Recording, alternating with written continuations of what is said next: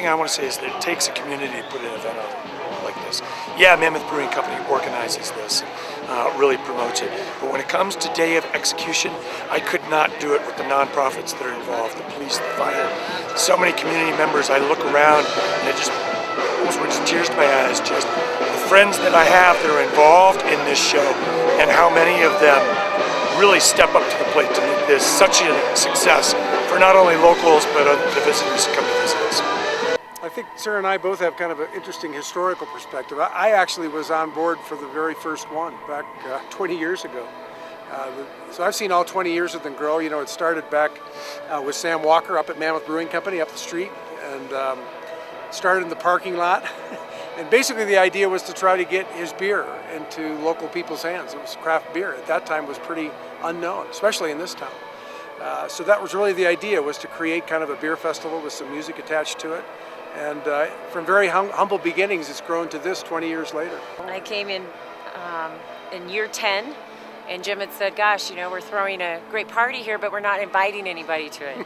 My background's in marketing, so we started putting it out there to more people outside the area. Yeah. And from there it took off, started growing more vendors, food vendors, retail vendors.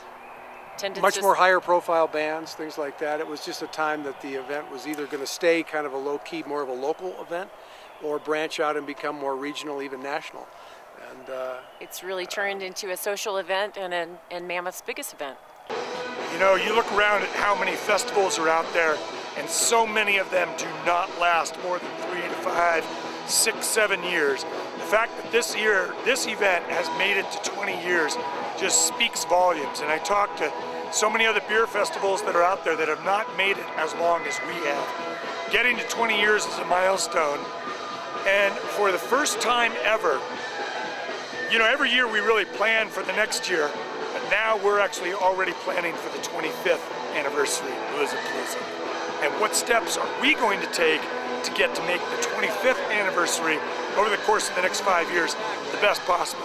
You bet we got plans that we're going to improve for 21, 22, 23, but we're actually even now starting to look at really big picture for what the potential of what this event has.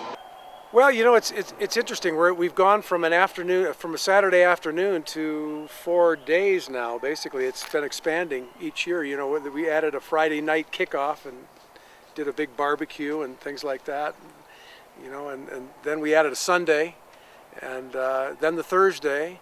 I mean, the idea is to just kind of expand it out for a number of reasons. Obviously, there's a lot of opportunity for great music to bring into the community, but also from a lodging standpoint, you know, it's great to have more than a 2-night stay or a 1-night stay. You know, by doing a Thursday, Friday, Saturday, Sunday event, you can stretch that into 4 or 5 days.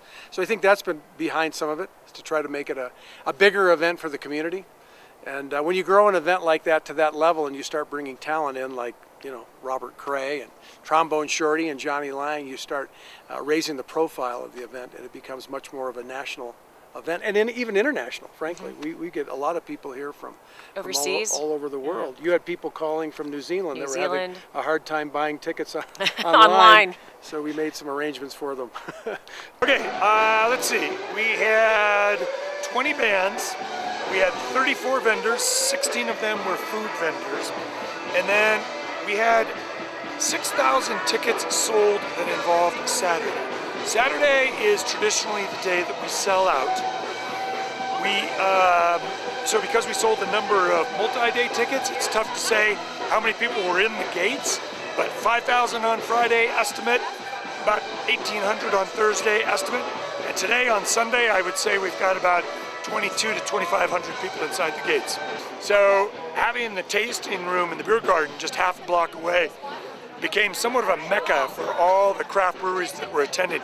And remember, of the 80 breweries that were here, they're all craft breweries. So none of them are Bud Miller or Coors. These are all mom and pop franchises, just like ourselves, who make it a point to bring up their employees, their staff, their brewers as a weekend-long retreat.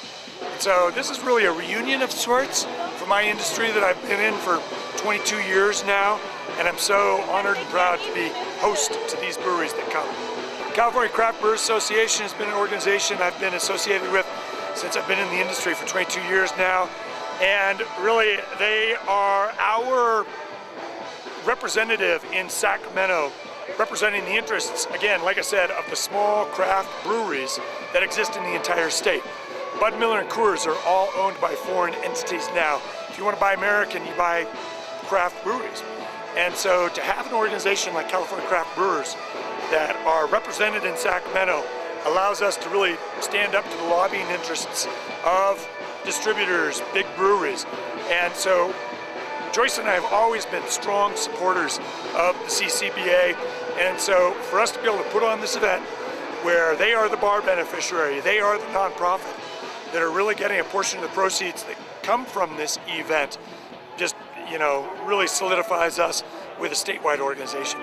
It's a great festival. It's probably a very unique festival and probably one of the biggest of its kind, being the combination beer and blues. So I would say that within that realm, we have all kinds of ways to improve and make it better and expand upon it, just with more high-profile artists and things like that. You're gonna miss my loving one of these old days. This event, this year we sold out 3 weeks. The grand tasting sold out 3 weeks in advance. The VIP tickets sold out back in December.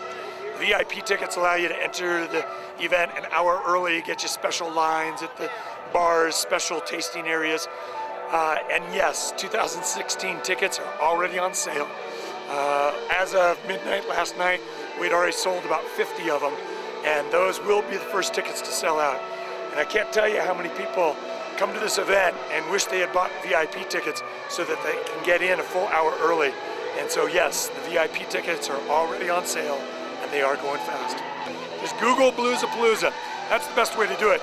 I can tell you it's www.mammothbluesbrewsfest.com, but you know what? Google Bluesapalooza, that's B-L-U-E-S-A, Bluesapalooza, and we're the first thing that comes up.